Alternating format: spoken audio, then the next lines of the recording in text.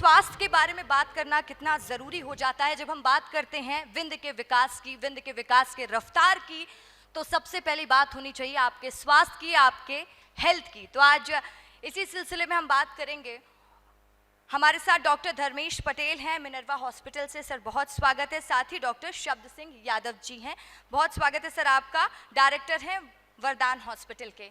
सबसे पहला सवाल डॉक्टर धर्मेश मेरा आपसे रहेगा, क्योंकि रीवा जो कभी पिछड़ा कहा जाता था, जब बच्चे बीमार पड़ते थे, खासकर मैं बात करूंगी हार्ट सर्जरी की, तो पेरेंट्स तुरंत लेके भागते थे कि किसी बड़े शहर चले जाते हैं, रीवा में बेहतर इलाज नहीं हो पाएगा। लेकिन आपने मुमकिन कर दिखाया, 100 से ज़्यादा बच्चों की ओपन सर्जरी करके दिखाई। कैसे ये संभव हुआ और किस तरीके से मिनर्वा हॉस्पिटल बच्चों के बेहतर स्वास्थ्य के लिए काम कर रहा है? धन्यवाद रशिका। हेलो सर, माइक ऐसे रख लीजिए। इनिशियली बच्चों के कंजेनाइटल हार्ट डिसीज़ के बारे में काफ़ी मिथ था। नार्मली यहाँ पे फैसिलिटीज़ अवेलेबल नहीं थी, दिल्ली वगैरह में जाना पड़ता था, तो लोगों के बीच में मिथ था कि इस तरह के बच्चे जीवित ही नहीं रहते, तो घर में ही रह के सारे के सारे मर जाते थे। फिर लास्ट 10 ईयर से मैंने सिर्फ कंजेनाइटल हार्ट डिसीज़ में ही काम किया हुआ है। दिल्ली में डॉक्टर राजेश शर्मा हैं, डॉक्टर राजा जोशी हैं, डॉक्टर अय्यर हैं। They are epitome of paediatric heart surgery basically in Delhi and Asia also. So इनके मार्गदर्शन में थोड़ा बहुत हमारी ट्रेनिंग हुई। तो जब मैं रीवा आया, मैं रहने वाला ही भी रीवा का ही हूँ, तो यहाँ पे 2 साल तक कंप्लीटली सर्वे किया। आफ्टर देन धीरे धीरे टीम को ऑर्गेनाइज किया और ये काम स्टार्ट किया। तो अभी हमारे साथ में डॉक्टर श्यामवीर सिंह आते हैं, कार्डियक कंजेनाइटल हार्ट सर्जरी करने के लिए जो सर्जन है, और वो दिल्ली के फोर्टिस में ही सर्जन है।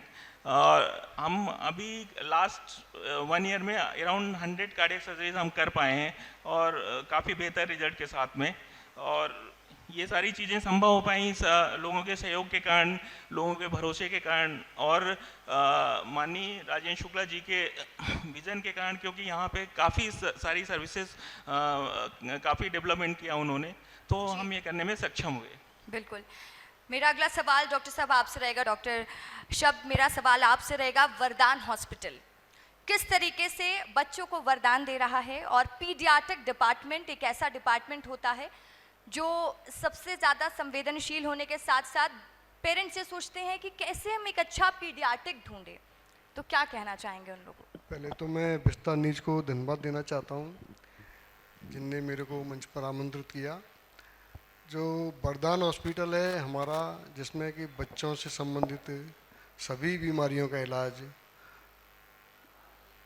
Critical care, ICU care, NICU care, ये सभी तरह की सुविधाएं हमने इस सोच के साथ उपलब्ध कराएंगी। आज से कुछ साल पहले बच्चे जो रीवा से बाहर जाना पड़ता था, बच्चों को थोड़ा भी क्रिटिकल हुआ कि बच्चों को बाहर शिफ्ट करना पड़ता था। यहाँ पर वेंटिलेटर्स का अभाव था, सीपैप मशीन्स, वेरियस इक्विपमेंट जो कि नहीं थे।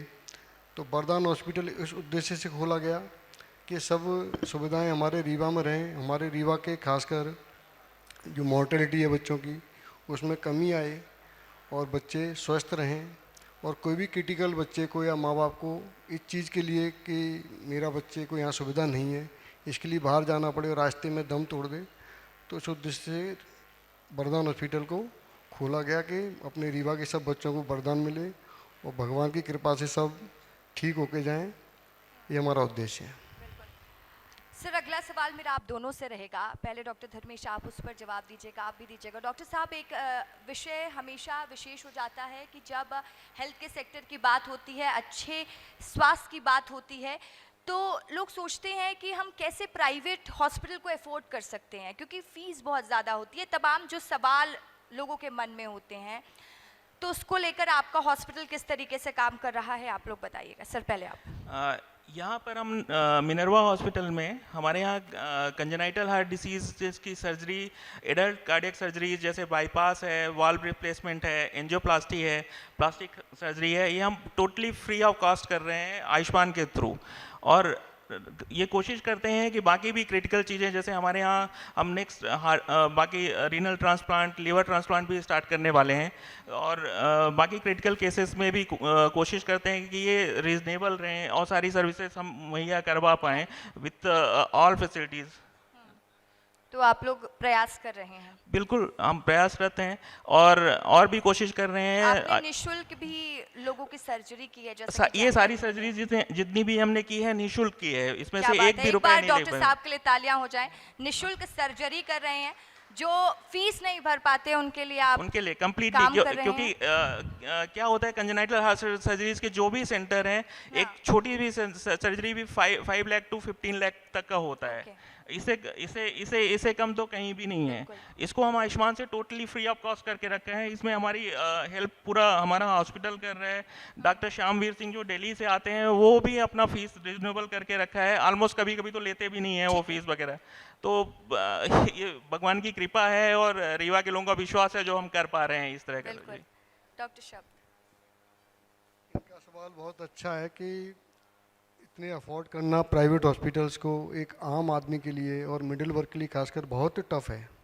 तो मैं इस, जैसे डॉक्टर धर्मेश ने बताया कि एक आयुष्मान योजना है, इसके लिए मैं अपने प्रधानमंत्री को बहुत तहे दिल से आभार व्यक्त करता हूँ, धन्यवाद देता हूँ कि इस तरह की योजना जो इनने चलाई है, इनको अपन वरदान हॉस्पिटल में लेकर, और आगे का फ्यूचर प्लान ये है कि सब बच्चों को निःशुल्क इलाज आयुष्मान के थ्रू मुहैया कराया जा सके, जिससे कि गरीब लोगों को भी फ़ायदा हो पाए।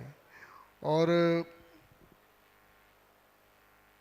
कुछ लोग हैं जो कि आयुष्मान में नहीं कवर हो पाते, तो उनको टीपीए के लिए, जैसे कि कोई इंश्योरेंस है, हेल्थ इंश्योरेंस है, इसके लिए हम लोग मोटिवेट करते हैं कि अपना हेल्थ इंश्योरेंस कम से कम मिनिमम से मिनिमम करा के रखें, जो कि हमेशा इमरजेंसी में काम आएगा और आपको पैसे का बोझ नहीं पड़ेगा।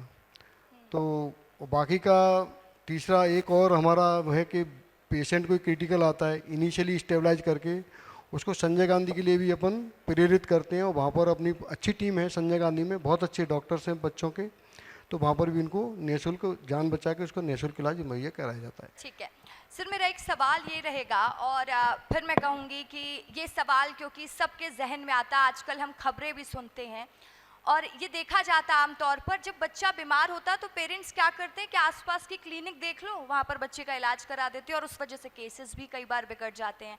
कुछ दिन पहले मध्य प्रदेश में जो कप सिरप कांड हुआ है, उसका जीता जागता उदाहरण भी है। तो आप वैसे पेरेंट्स को क्या कहना चाहेंगे, क्योंकि हम अक्सर ये देखते हैं बच्चों के केस में ही होता है, और आजकल हर गली में आपको क्लिनिक दिखाई देगी। डॉक्टर साहब,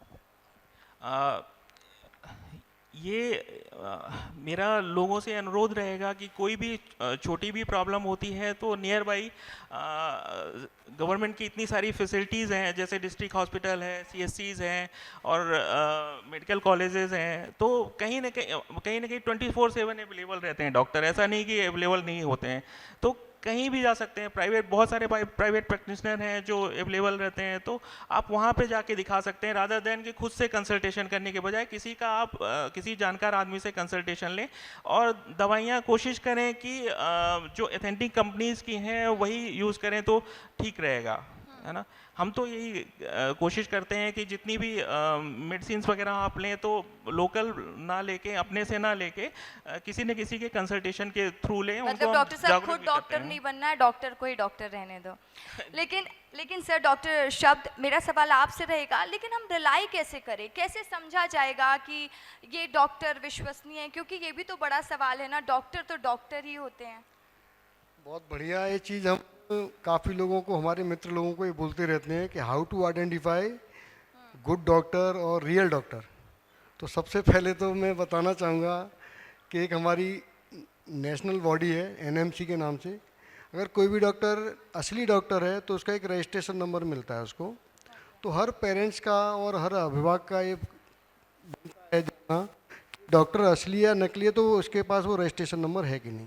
अगर वो रजिस्ट्रेशन नंबर नहीं दिखा पा रहा है तो मतलब आप अलर्ट हो जाइए कि डॉक्टर कुछ गड़बड़ है, और हम थोड़ा अलर्ट हो जाए। दूसरा होता है कि कुछ लोग अपने को पूरा प्रैक्टिशनर, कुछ हैं कि भाई बच्चों के डॉक्टर हैं, बच्चों से संबंधित जैसे अपनी बात हो रही है आज, तो बच्चों में कुछ अभिभावक की ऐसे साइन सिम्टम्स होते हैं जिनको कि इग्नोर नहीं करना चाहिए, और अगर डॉक्टर कहता है, खासकर पीडियाट्रिशियन और एक रेपुटेड डॉक्टर रीवा का कोई भी जिसको आप जानते हैं, अगर उसने बोला है कि बच्चे को भर्ती करना है तो उसमें फिर अपना दिमाग ना लगाएं कि नहीं भाई नहीं करना है। और जैसे एक एग्जांपल देता हूँ अभी मैं, कि जैसे आजकल ठंड का सीज़न है, निमोनिया का प्रकोप बहुत बढ़ा हुआ है और बच्चा खांसी करता है, तो हमारा जो एक डॉक्टर बोलता है कि भाई ये खांसी नॉर्मल है कि भर्ती करने योग्य है, हम रेस्पिरेटरी रेट के आधार पर डिसाइड करते हैं कि एक बच्चे का अगर सांस का रेट 60 से ज़्यादा चलता है तो सीवियर निमोनिया की कैटेगरी में आता है। आप रात को बच्चा सो रहा है, सांस की काउंट कर लें, 1 मिनट में अगर 60 बार से ज़्यादा चल रहा है तो इट इज़ मोस्ट सीरियस, और इसको तुरंत भर्ती करें। इसमें कोई ऐसा नहीं कि नहीं साहब आप दवाई लिख दीजिए और हमारा बच्चा ठीक हो जाएगा और हम घर, तो ये सीरियस होने 50 चल रहा है तो वेट कर सकते हैं, 40 से नीचे तो कोई बात ही नहीं है अपन सिंपल दवाइयों पर। एक मैंने एग्जांपल दिया, ऐसी हर बीमारी का कुछ क्राइटेरिया रहते हैं, डॉक्टर उन क्राइटेरिया पर ये बताता है कि बच्चा आपका सीरियस है कि घर पर ट्रीट करने योग्य है कि नहीं है। और जो पीडियाट्रिशियन नहीं है, सिंपल डॉक्टर हैं, वो शायद ये बात ना बता पाएँ, तो कभी कभी ऐसी गलती भारी पड़ जाती है। बिल्कुल, आपने ठीक कहा डॉक्टर साहब। जब आप ये बातें कह रहे थे तो मुझे कुछ दिन पहले का एक और मामला सामने आया था, उस पर भी बात करनी है, क्योंकि दर्शक वो जानना चाहता है। और सबसे बड़ी बात, बार बार हम इस बात पर फोकस कर रहे हैं कि बच्चों की सेहत के साथ खिलवाड़ ना हो, और विस्तार न्यूज़ का भी मकसद आज विंध्य से यही है। कुछ दिन पहले सतना से एक मामला सामने आया, आप लोगों को याद होगा कि कुछ बच्चे जो कि थैलीसीमिया से ग्रसित थे, उनको हर महीने ब्लड चढ़ता था, उन बच्चों को बिना जांच किए ब्लड चढ़ा दिया गया डॉक्टर साहब, जिस वजह से उनको HIV पॉजिटिव पाए गए। तो ऐसी जब समस्याएं आती हैं तो वो चिंता का विषय हो जाती हैं। तो क्या ब्लड चढ़ाने से पहले जांच करना ज़रूरी नहीं होता? क्या आप लोग मानते हैं, क्योंकि ये तो पैरामीटर्स दिया जाता है ना?